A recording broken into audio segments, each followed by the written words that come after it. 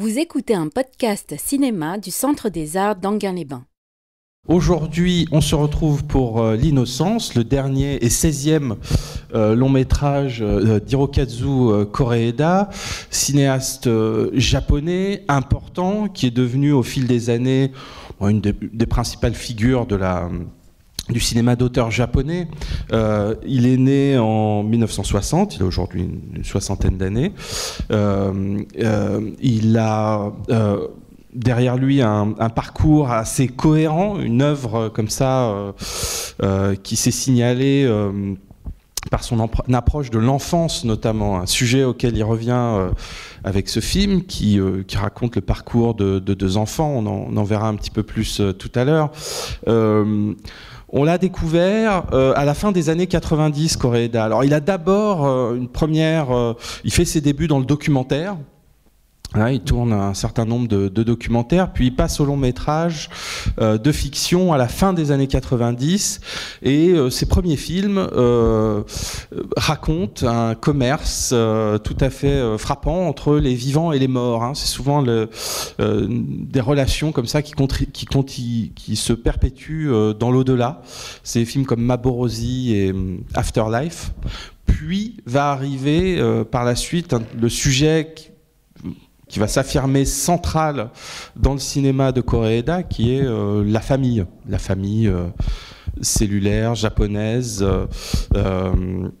les relations entre générations et surtout les recompositions qui peuvent avoir lieu au sein des familles. Et c'est vraiment un motif qu'il ne cessera plus de retravailler par la suite, de remettre sur le métier, comme on dit, d'observer comme ça les partitions, les scissions possibles, les recompositions familiales, notamment à travers le sujet de l'adoption, qui va revenir très fréquemment chez lui.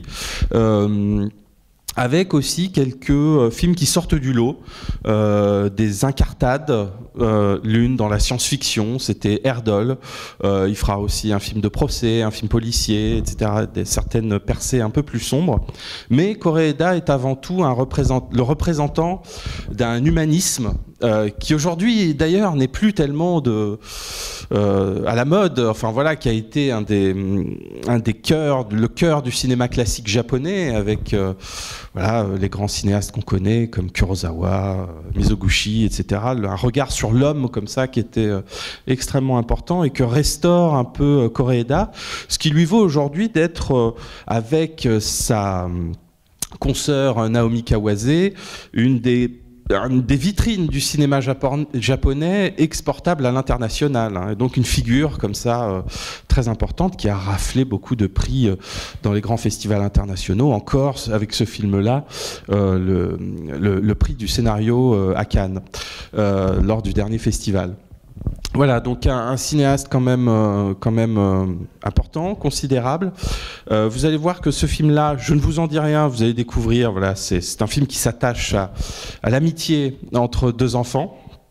Amitié qui a bien des facettes, on va le découvrir au fil du film, mais qui reprend un principe très intéressant, en tout cas qu'on va décortiquer après le film, qui est le changement de point de vue.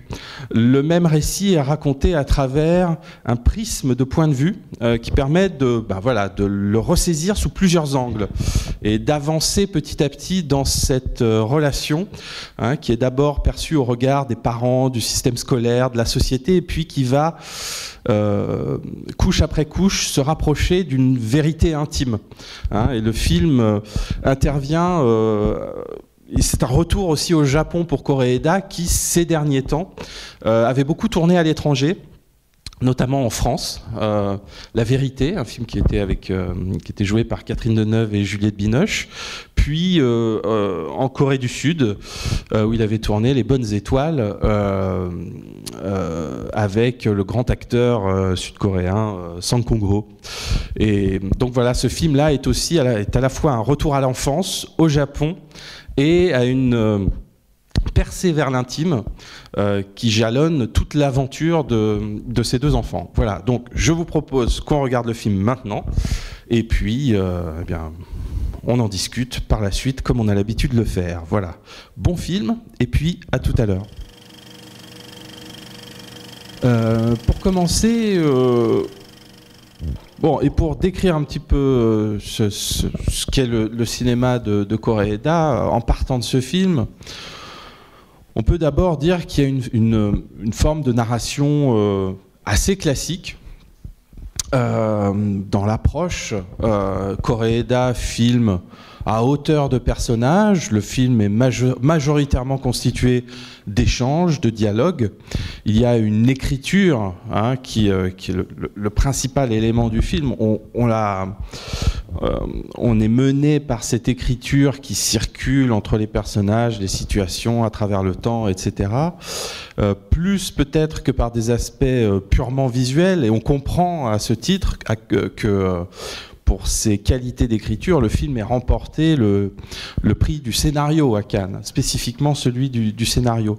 Parce que c'est vrai que tout est beaucoup question de langage, on disait d'échanges, de conversations. Le film est une suite de conciliabules entre des personnages et une façon d'avancer comme ça, étape par étape, qui est très ancrée dans l'écriture.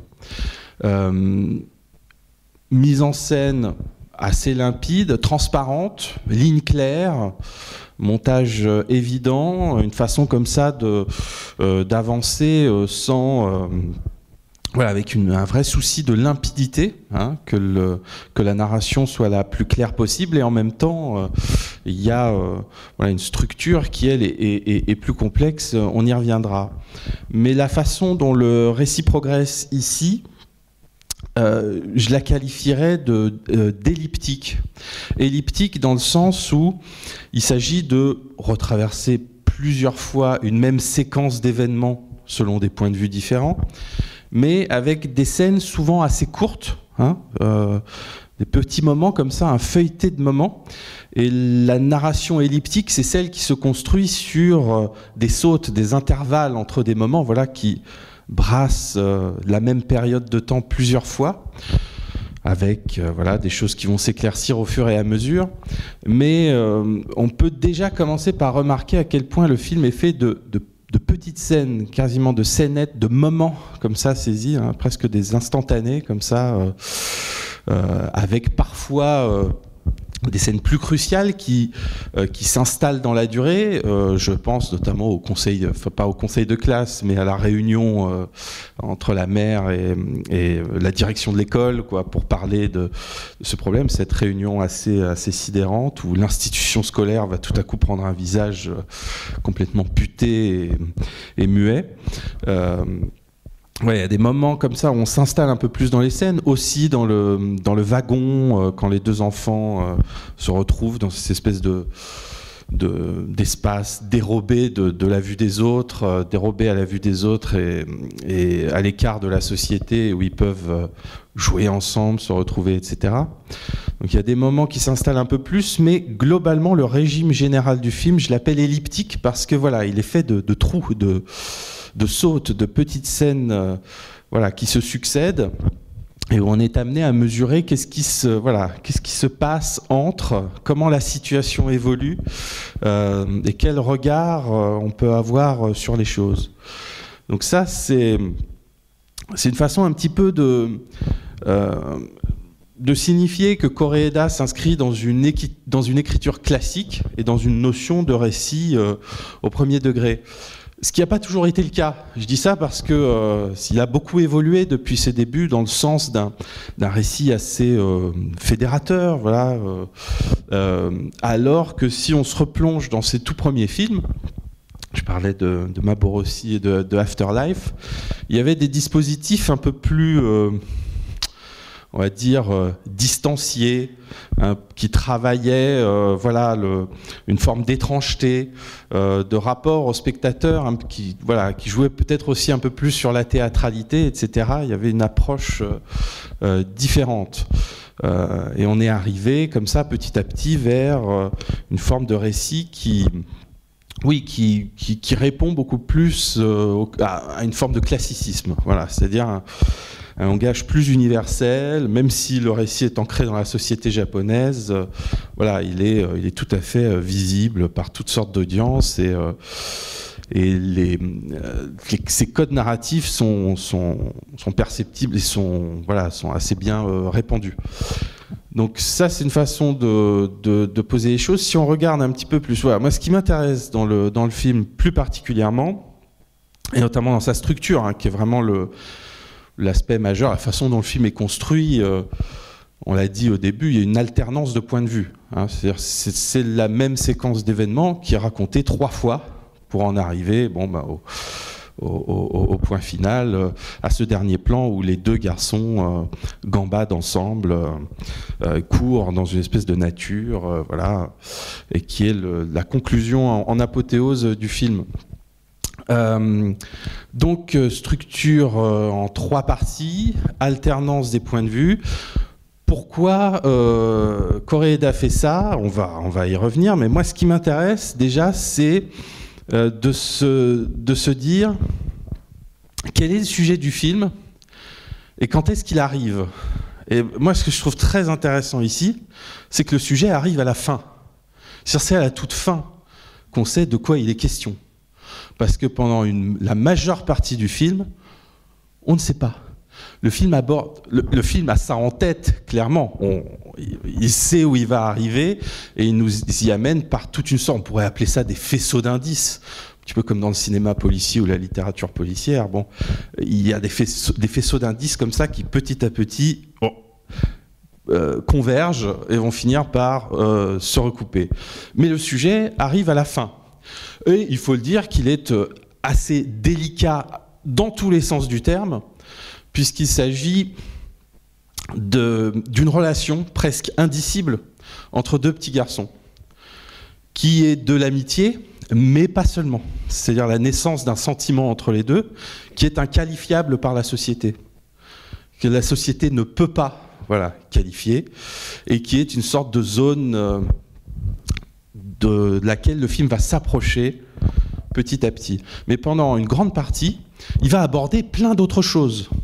Il y va par cercles concentriques, vous savez, comme on dit, d'abord large, et puis de plus en plus resserré sur ce qui serait le cœur du sujet. Donc ça, déjà, cette façon de procéder est assez intéressante parce que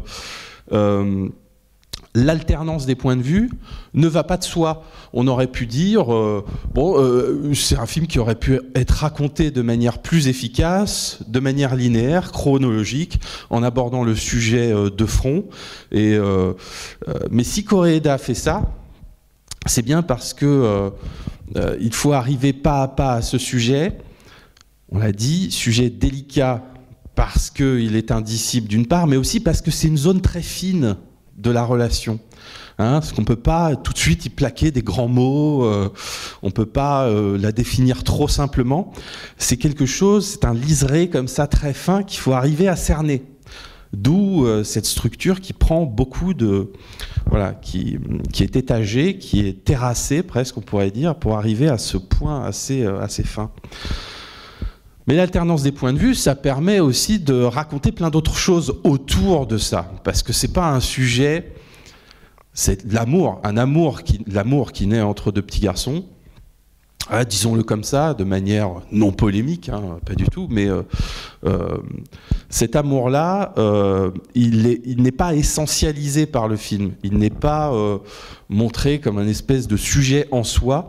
Il est relié à tout un corps social, en fait, à tout un tas d'autres problématiques qui se nouent tout autour. Donc il y aura 3 moments, enfin 3 grandes parties, on va dire, dans le film. C'est celle qu'on a tous vue.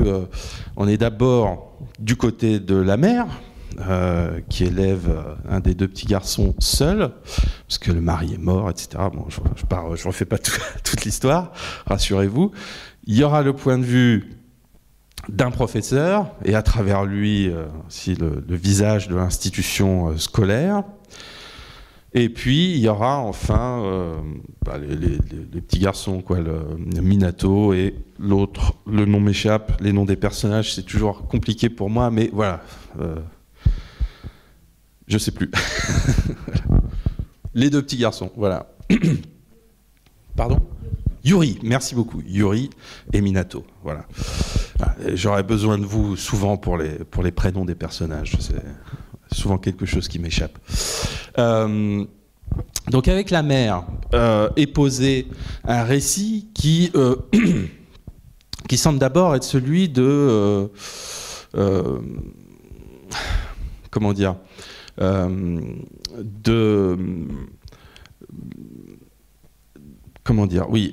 l'approche difficile qu'il peut y avoir d'un enfant, de son propre enfant, quand on l'élève seul. Un problème se déclare et on ne sait pas lequel il est. Il y a un secret qui apparaît autour de cet enfant, dont elle ne comprend pas pourquoi il commence à afficher un comportement erratique, plutôt incohérent, incompréhensible. Et c'est évidemment une forme de distance qui se crée entre la mère et l'enfant, et de soupçons qui pèsent aussi sur ce qu'il se passe à l'école, les éventuels manquements qu'il pourrait y avoir, et il y en a, c'est ce qu'on va découvrir. Mais tout d'abord, c'est l'inquiétude d'une mère par rapport à un enfant dont elle sent bien qu'il lui échappe, et qu'il est peut-être en train d'entrer dans une sorte de phase suicidaire ou morbide. En tout cas, il est presque en train de disparaître, et elle sent que, à plusieurs reprises, il y a des scènes comme ça qui indiquent qu'il pourrait être mort, avoir disparu. Il y a une sorte de motif morbide qui renaît autour de l'enfant et qui est lié aussi, on le comprend bien, au deuil du mari. Est-ce que cet enfant va vivre? Quelle est cette force, cette puissance de mort qui flotte autour de lui et qui menace de l'emporter, cette pulsion de mort, presque, on pourrait dire. Et désigner évidemment une sorte de mauvais personnage dans cette première partie, de personnage sur lequel pèse le soupçon. Ce serait le mauvais prof, le prof qui a décidé de le prendre pour bouc émissaire, qui le désigne comme coupable ou qui l'aurait frappé, etc. Et donc le premier changement de point de vue, qui est toujours amené par le retour à la scène initiale, qui est celle de l'incendie, avec des plans qui reviennent, le fleuve, la digue, il y a cette scansion de cette scène d'incendie qui permet de ramener toujours à ce temps 1, ou même à ce repère. Ça agit comme repère par lequel on retraverse toujours, et par le retour de ces plans du moment de l'incendie, des pompiers, encore une fois, un faisceau d'événements qui nous rappelle qu'on reprend l'histoire à zéro. Enfin, pas toute l'histoire, mais qu'on revient à ce moment initial. Donc ce sont des plans récurrents, des images récurrentes. Et puis on va basculer donc du côté de ce professeur, avec l'idée de dire que le changement de point de vue va amener des éléments nouveaux, va éclairer des facettes qui restaient un petit peu en suspens dans la première partie. Et tout le film sera comme ça d'ailleurs. Il ne va cesser de compléter petit à petit les scènes qui sont incomplètes. Et là, on comprend évidemment tout l'intérêt de l'écriture elliptique dont on avait parlé au début. C'est-à-dire que comme c'est une écriture à trous, on laisse des vides tout au long qui seront amenés à être complétés, mieux compris, mieux appréhendés, etc. Et donc ce professeur qui paraissait au début une sorte de maître abusif en quelque sorte, se montre beaucoup plus... il a ses raisons, il a sa façon de fonctionner, on le comprend mieux et on voit à quel point c'est une fausse image qui s'était créée de lui dans la première partie, une image à distance, une image médiatisée par tout un système, alors système scolaire, mais aussi des bruits. Ça c'est très important aussi dans le film. Ça fait partie d'un de ces sujets, d'un de ces nombreux sujets avant d'en arriver au point final. C'est celui de la rumeur qui est omniprésente, le mauvais plaisir qu'a chacun à parler dans le dos des autres, à colporter comme ça des ragots sur les uns sur les autres, et chacun en est victime. Chaque personnage important de ces trois parties, il y en a plus que trois des personnages importants, mais chacun est le sujet à un préjugé social. on a parlé de la mère célibataire, la mère veuve surtout, hein, mais la mère seule qui élève son enfant. À elle s'attache un préjugé social comme quoi elle ne serait pas en mesure de le faire ou assez forte pour y subvenir sans un mari. Au professeur accusé de violence envers son élève s'attache un préjugé qui est lié à sa relation non conventionnelle avec une hôtesse de bar, voilà, une fille au bras de laquelle ses élèves l'ont surpris, l'ont filmé, etc. Voilà, donc chaque personnage est porteur d'une sorte de préjugés liés à la façon dont il peut sortir lui aussi des schémas conventionnels. Voilà. Chacun a une relation qui sort un petit peu des schémas conventionnels. Donc, à travers lui, on va voir que s'il y a une logique qui se met en place autour des événements, il y a l'institution scolaire qui se révèle être une sorte de mur comme ça, une façon qui ne facilite pas l'accès à la vérité des événements. Qu'est-ce qui s'est produit réellement ? Quel sera le discours de l'institution pour essayer de masquer un petit peu tout ça et de se protéger en quelque sorte, hein, c'est une sorte de logique de pas de vague, comme on dit, hein, surtout s'il y a une sorte presque de dispositif immunitaire de l'institution qui se protège elle-même.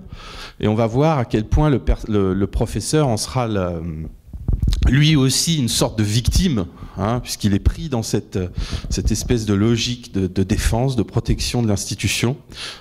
Et il sera obligé de se désigner lui-même comme coupable d'une chose qu'il n'a pas commise, d'une violence qu'il n'a pas commise. Donc, ce qu'on croyait au début sur son compte est corrigé par la deuxième partie, qui elle-même est corrigée par la troisième, avec chaque fois un petit peu plus de précision dans les événements. Voilà, les trous se complètent, les motifs qui étaient laissés en suspens s'éclairent, et on avance petit à petit comme ça vers le secret qui était posé au début, enfoui à l'intérieur de cette narration, qui est la relation entre ces deux camarades de classe, le lien particulier qui se noue entre les deux, qui est aussi lié au fait que l'un des deux est un petit garçon harcelé par la classe entière, qu'il est brimé par tous et que pourtant voilà, il se maintient comme ça avec une sorte de force tout à fait étonnante. Et voilà, dans cette dernière partie, beaucoup de choses sont complétées à partir des deux premières, avec encore une fois un mot qui flotte comme ça sur tout le film, qui est encore une fois un motif tissé.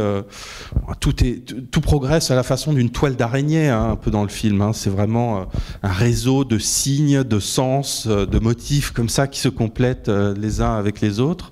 Mais quelque chose qui fait le lien un petit peu entre toutes ces parties, c'est le terme de monstre. Hein, cette espèce de... Voilà, qui est le monstre, qui est le bouc émissaire, qui est cette espèce de chimère comme ça. On voit que, bien sûr, c'est à plus forte raison le petit garçon qui est brimé par les autres parce qu'il serait, je mets tous les guillemets possibles, mais un peu efféminé, et que ça ne correspond pas au code des petits garçons à l'intérieur de la classe. Il a une plus forte sensibilité, il connaît le nom des fleurs, etc. Il a une façon de ne pas être dans les jeux de garçons un peu plus brutaux.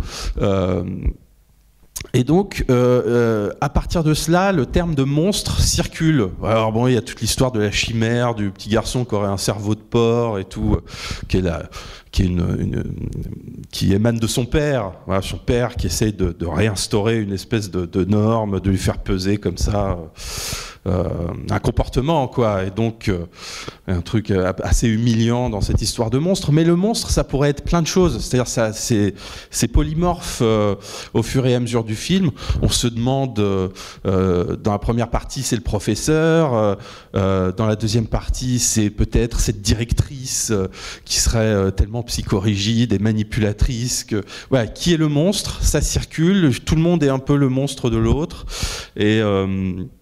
et à la fin, la monstruosité est une sorte de voile social qui est posé sur les événements qu'on ne veut pas voir, sur l'indicible. Et il y a une façon comme ça de jouer autour de ce terme qui est assez intéressante.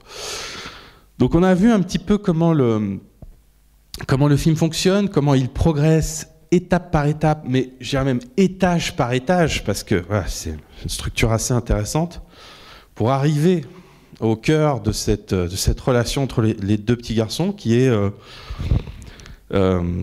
fait l'objet vraiment de toute la dernière partie, et même de tout un moment où on va décliner leur jeu, leurs échanges, la façon de se retrouver en alternance avec l'école, etc.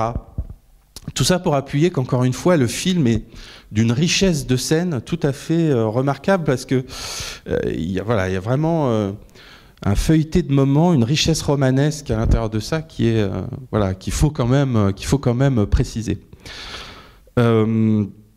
Ceci posé, on peut dire que Koreeda, c'est un cinéaste qui a une grande réputation dans les festivals internationaux, qui a gagné de nombreux prix, ça c'est évident, et il a même récolté une Palme d'Or, je crois, c'était pour Les Bonnes Étoiles, si je ne me trompe pas, ou peut-être un autre film à voir.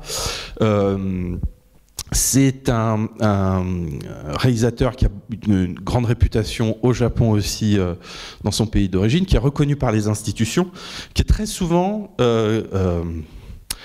qui fait pas l'unanimité dans la critique, loin de là.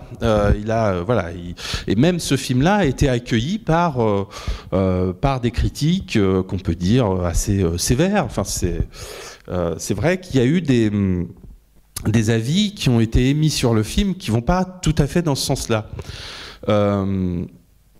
On reproche à Koreeda, souvent c'est un mot qui revient, un côté un peu mièvre, une approche un peu réconciliatrice, fédératrice, etc., et qui se plairait plutôt bien dans la forme du drame. C'est-à-dire le drame, ce serait une sorte de juste milieu entre la chronique et la tragédie, mais sans vouloir aller complètement dans le tragique. C'est-à-dire une forme un peu intermédiaire, comme ça.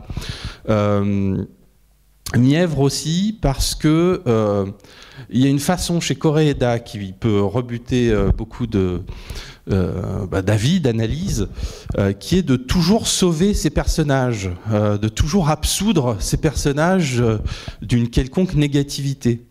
Et on pourrait se dire que l'innocence, ça fonctionne un peu comme ça aussi.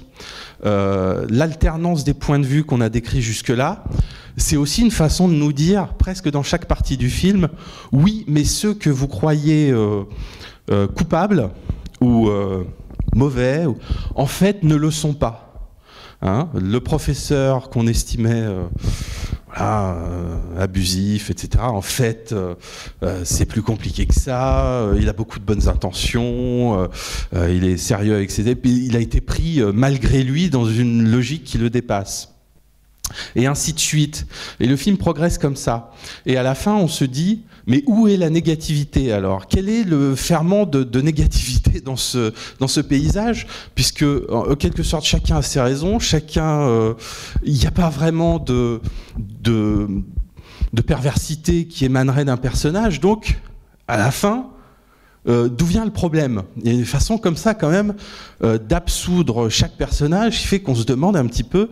Alors on en vient à placer cette négativité, puisque on voit bien que le film dénonce quelque chose, la normativité sociale, le fait que Il y a comme ça, on parlait de la logique de la rumeur tout à l'heure qui en participe, mais le regard qu'on pose sur les autres, la structure familiale traditionnelle qui est érigée comme un modèle indépassable, etc. Et puis des relations qui ne rentrent pas dans l'ordre des choses. Enfin voilà, cette espèce de normativité qui blesse tout le monde et qui serait une espèce de force transitive, flottante, qui ne s'incarne jamais en personne, mais dans une personne. Parce que l'individu, dans le film, est celui qui est innocent, en quelque sorte, puisque ce sont des logiques qui pèsent sur lui, mais qui lui échappent.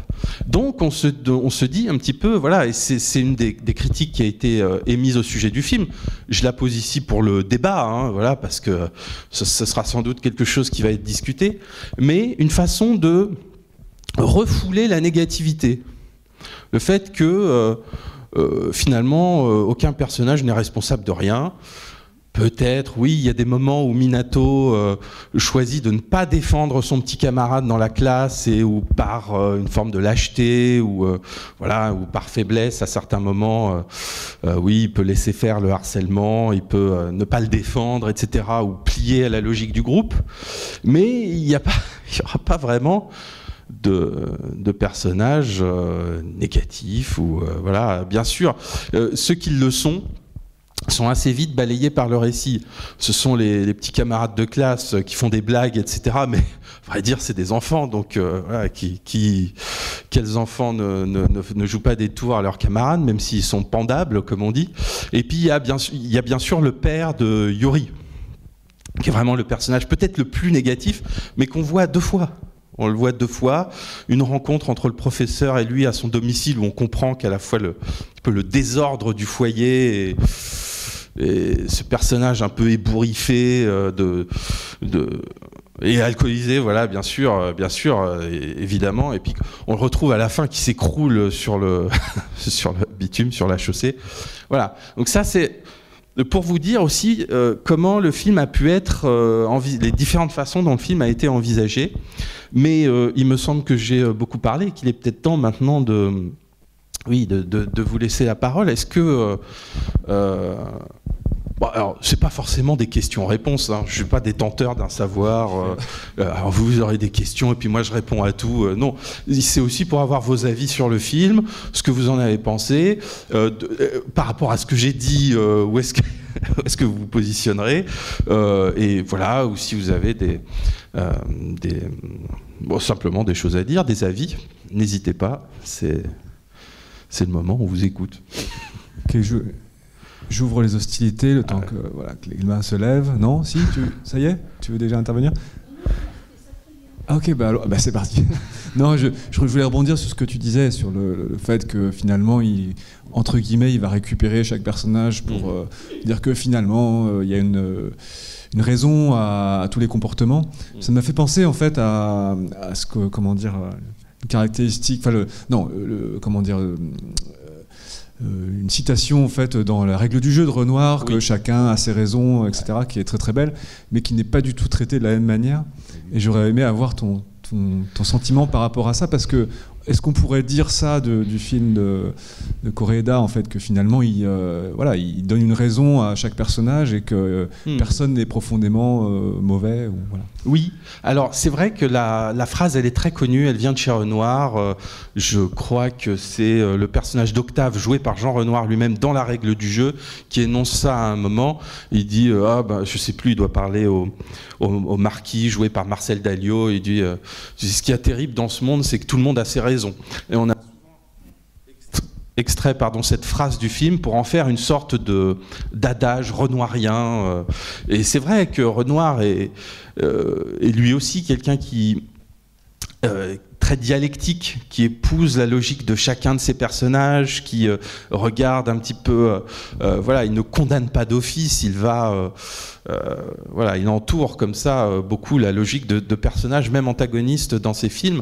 Sauf que dans La règle du jeu, si on le prend tel qu'il est, c'est un film déjà de 1939 et qui va vers une mort. Enfin, il y a quand même une mort tragique à la fin du film.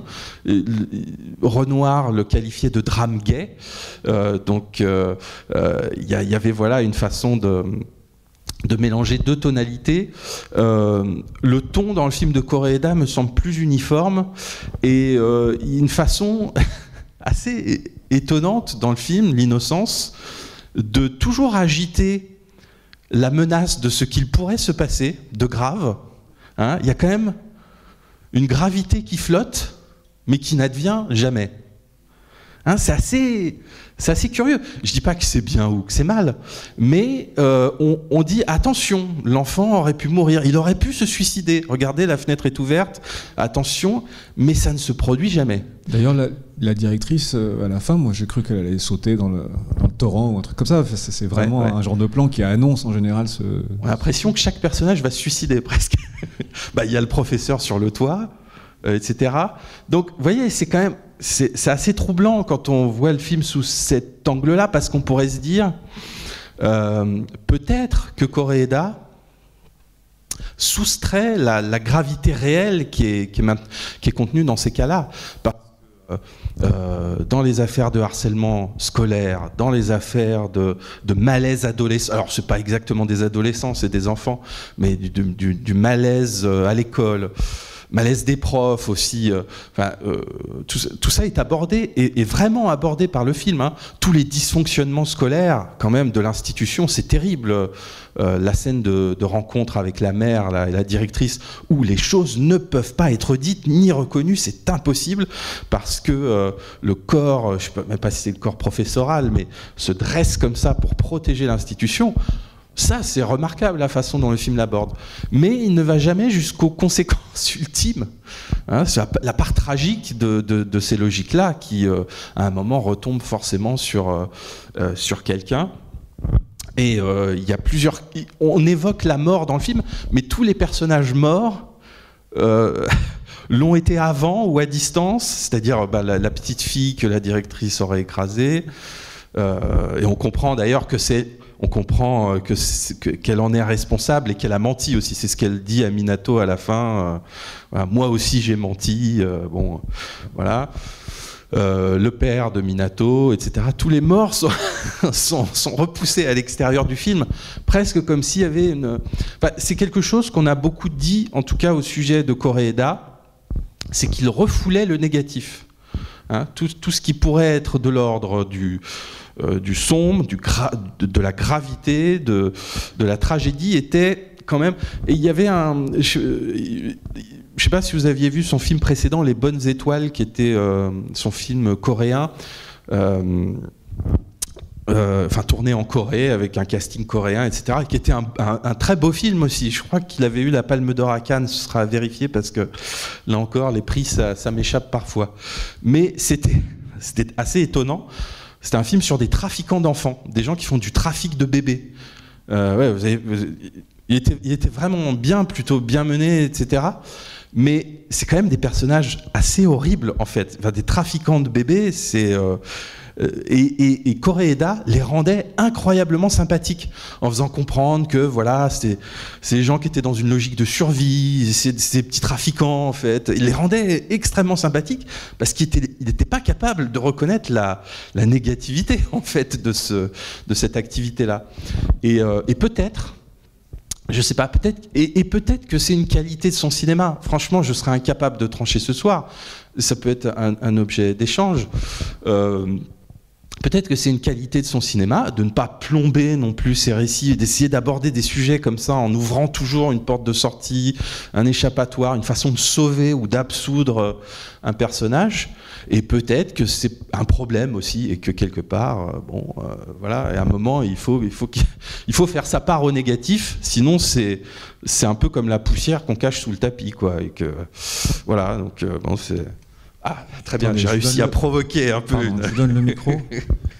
Non, moi je me disais que peut-être il laissait aussi la possibilité à chacun d'entre nous d'avoir sa vérité dans ce qu'il voit et avec aussi sa subjectivité. D'ailleurs, le film, vous l'avez bien dit, ça traite quand même pour moi de la vérité. Et elle est où la vérité en fait? La vérité, on la sait qu'à la fin, la vérité des deux enfants.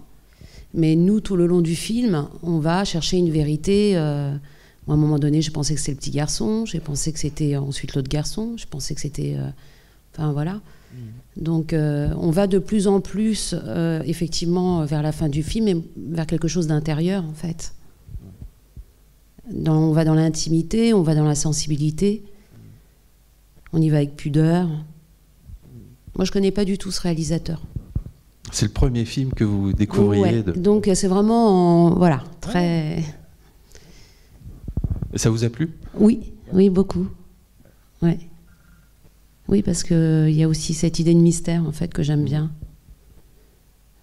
Et puis voilà, c'était aussi... moi, ce qui était important, c'est que chacun voit, avec ces angles de vue dont vous avez parlé, mais chacun voit aussi à sa façon. Et je trouve que c'est bien, plus qu'il n'y ait pas de négatif sur chaque personnage, et que chacun interprète comme il a envie. Voilà. Bah, oui. Eh ben merci. Non, mais c'est vrai que la construction, elle est assez étonnante. Moi, il y a quand même j'aime beaucoup l'idée du wagon abandonné, qui est leur monde, le monde où tout à coup il peut y avoir un petit peu où le regard des autres ne pèse pas sur eux, où ils sont un peu à l'abri comme ça de tout le reste, et où ils se réinventent une sorte de monde. C'est à mon sens parmi les plus belles scènes du film qui se passent là. J'aime beaucoup aussi, je l'ai dit, mais le moment du conseil scolaire là, que je trouve assez voilà, c'est peut-être le moment le plus dur, je trouve, le plus... et par opposition, celui dans le wagon, c'est des scènes assez belles, y compris quand, quand le typhon arrive, le typhon qui est le Deus ex machina, en quelque sorte, la résolution, c'est-à-dire la crise climatique qui va balayer comme ça, voilà, par les flots, qui va nettoyer un peu toute cette situation, débrouiller un peu tout ça. C'est assez beau parce que le typhon, c'est pas la première fois qu'il vient chez Koreeda. Il aime bien ce motif-là du typhon. C'était aussi un très beau moment d'un film dont le titre m'échappe, mais qui devait s'appeler Après la tempête, où là c'était un couple divorcé qui était obligé de passer une nuit ensemble dans le même appartement à cause d'un typhon qui empêchait tout le monde de sortir. Et comment le mari et la femme se retrouvaient sous l'orage extérieur qui grondait, etc. Et c'était vraiment un très beau film. Et ici, pour moi, il y a peut-être le plus beau plan du film, c'est à ce moment-là, pendant le typhon, quand la mère et l'instituteur débarquent sur le toit du wagon et que la lucarne est recouverte de boue. Et alors voilà, moi je trouve là, c'est une image totalement saisissante. C'est à la fois un peu abstrait, parce que qu'est-ce qu'on voit pas, ils essayent de nettoyer ça, il y a les gouttes qui tombent et tout à coup, on sent que dans cette image, il y a un sens profond, que je serais incapable d'élucider comme ça, mais qui nous raconte un petit peu plastiquement, par une idée plastique, ce qui serait, ce qui est au travail dans le film. Hein, cette chose qu'on ne veut pas voir, cette boue qu'il faut balayer, la boue de la réputation, la boue de la rigidité sociale, etc. Et je trouve ça c'est un moment assez beau, je trouve. Moi, je dirais qu'il y a quelqu'un m'intervient. Moi, je dirais qu'il y a une impuissance, en fait, peut-être qui se manifeste dans ce plan, justement, comme tu dis, à faire la lumière, en fait, d'une manière un peu littérale, quoi. Mais... Oui, c'est qu'on ne peut jamais complètement élucider ces logiques-là. Moi, ce qui m'a surtout marqué, le fait que ce soit découpé en 3 étapes, comme ça. La première partie, on nous raconte l'histoire crue, comme ça. Et quand on est dans les parties d'après, il y a beaucoup, justement, ces moments beaux, donc des enfants dans les wagons. Il y a beaucoup de scènes qui sont très paisibles. Très paisibles. Et moi, je pouvais pas m'empêcher de penser, mais que faisaient les autres personnages pendant ce temps-là? Et c'était des scènes très dramatiques pour les autres personnages, notamment à la fin, le moment entre la directrice et le petit héros en train de jouer de la musique. Justement, dans la première scène, on entend alors, je me souviens plus ce que faisait la mère à ce moment-là. Je crois qu'elle sortait du conseil, enfin quelque chose comme ça. Donc, il venait de se jouer un drame. Dans la deuxième partie, on s'aperçoit que c'est le moment où le professeur pensait à se suicider. Et finalement, dans la troisième partie, c'était un moment très beau finalement entre le petit et la directrice. Et il y a beaucoup de moments comme ça, même quand ils sont dans les wagonnets, à la fin, je me disais, pendant ce temps-là, il est en train de se passer un drame dans la vie des autres. Et on a l'impression qu'il y avait toujours une opposition entre les drames et le bonheur des autres, comme si chacun était dans sa bulle. Donc pour en revenir aux personnages négatifs, pas négatifs, finalement, c'est ça qui rend plus puissant, puisque les personnages nous sont tous sympathiques, ils ont tous leurs bonnes raisons. Ce qui est dramatique, finalement, c'est la vie, c'est que chacun n'a rien fait et au final, il y a un drame. Oui, c'est aussi le fait que de la façon dont les événements sont agencés, on ne les interprétera pas de la même manière. La façon dont ils se présentent à nous, on les verra pas sous le même jour. C'est ça aussi, hein, la façon dont chaque partie reconstruit un petit peu la même suite d'événements différemment. C'est que voilà, c'est une question d'interprétation aussi. Qu'est-ce qu'on voit avant, après? Et c'est marrant, parce que c'est intéressant ce que vous dites. Moi, je me dis, quand je vous entends, que Koreeda a une façon de nous expliquer à chaque fois que ce n'était pas si grave. Alors on voit bien pourquoi, parce qu'il essaye de nous dire, mais attendez, cette relation, cet amour naissant entre deux enfants, ça n'est pas grave. Attendez, la société, là, on va se calmer, ça vous alerte, ça vous met en panique, les adultes, vous devenez fous à cause de ça, vous essayez de réprimer au maximum, mais ce n'était pas si grave. Et ça se passe pour tout comme ça. C'est-à-dire, par exemple, il y a le moment où la mère découvre dans la chambre du garçon, au moment de Minato, au moment où elle croit vraiment qu'il va mal et qu'il est, voilà, il va faire une connerie, quoi. Il va se faire du mal.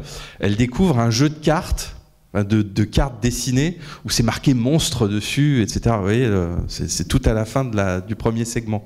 Et en fait, ces cartes, qu'est-ce que c'était quand on suit le récit?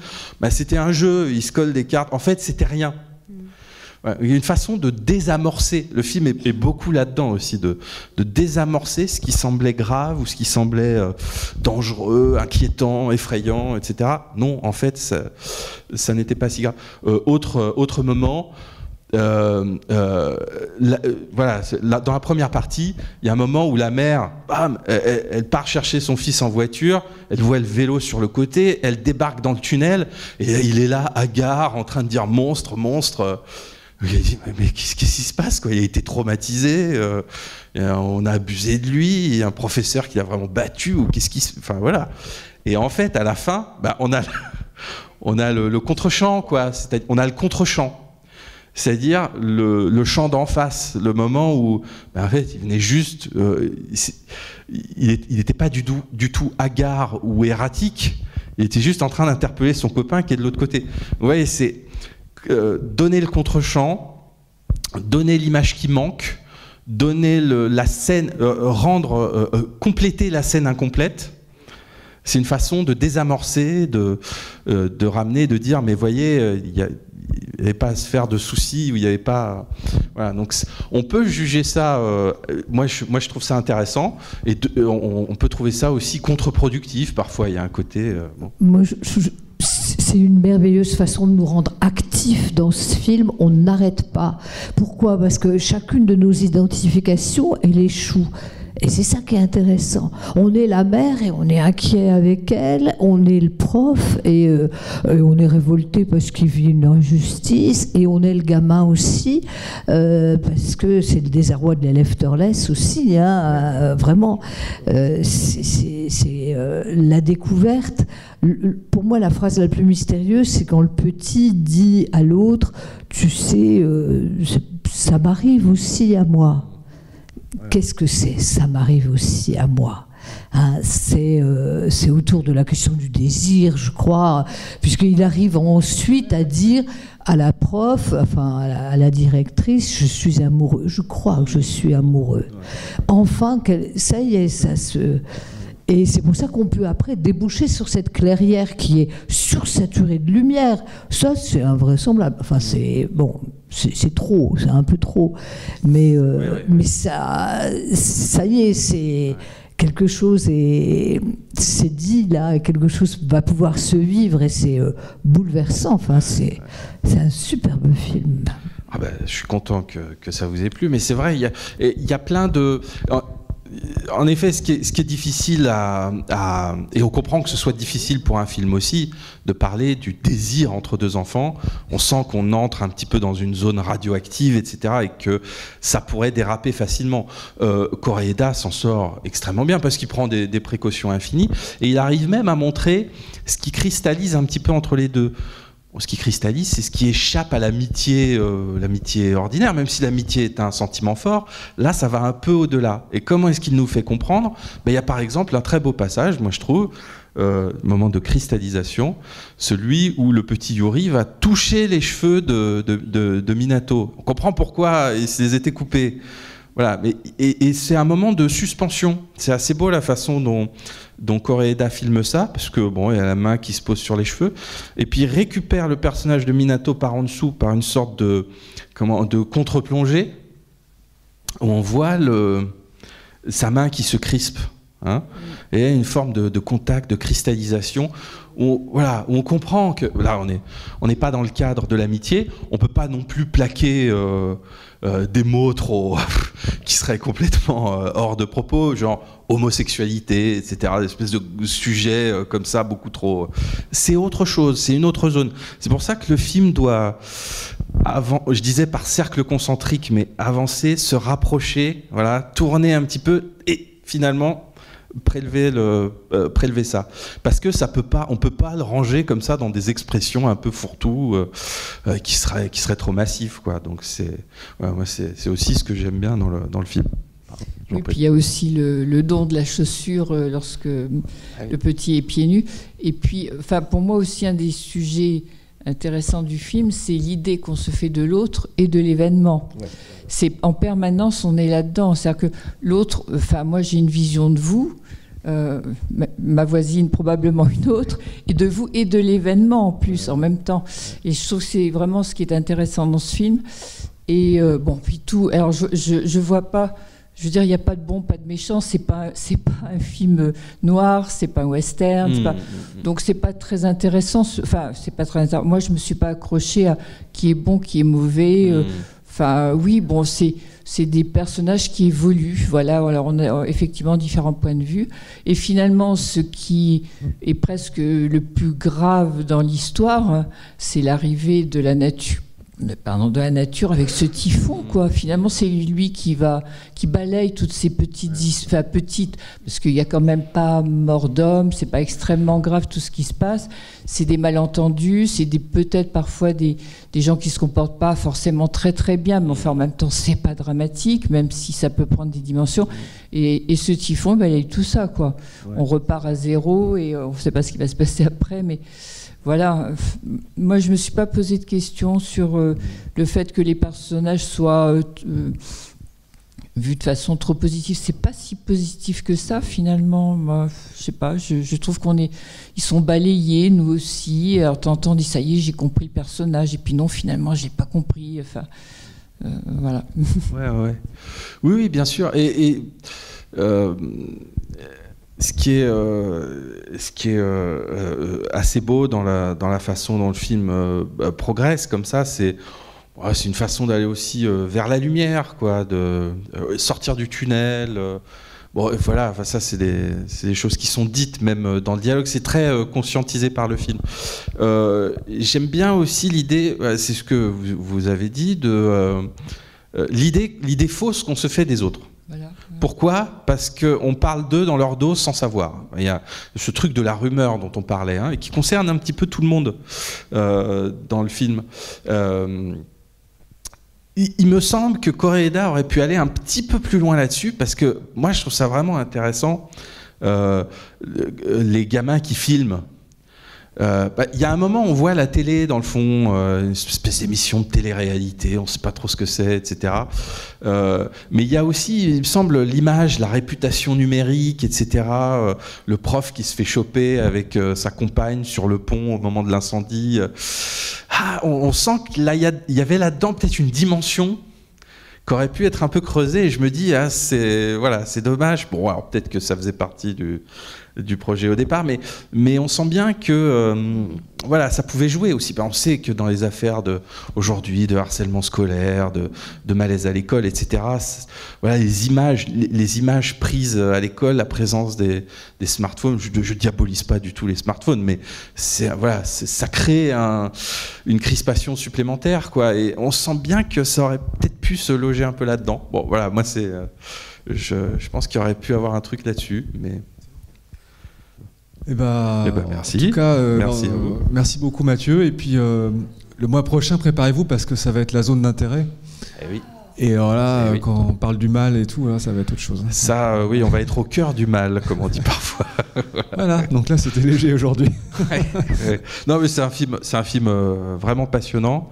C'est tiré du roman de Martin Amis, qui avait fait beaucoup parler de lui, et c'est le quatrième long métrage, je crois, de Jonathan Glazer, qui est un cinéaste et vidéo artiste, clipper britannique, qui a réalisé beaucoup de clips, etc., qui est très intéressant. Il a très peu tourné de films. Le dernier, c'était il y a 10 ans, c'était Under the Skin avec Scarlett Johansson. Mais à chaque fois, c'est des expériences plastiques, mentales et tout. Et là, il aborde Auschwitz sous un angle, vous allez voir, absolument étonnant. Et c'est un film très fort. Et je l'espère, ça pourra générer beaucoup d'échanges, beaucoup de débats. Voilà. Avec Sandra Hüller, exactement. Qui était dans Anatomie d'une chute. Merci Mathieu. Merci à vous, merci d'être resté.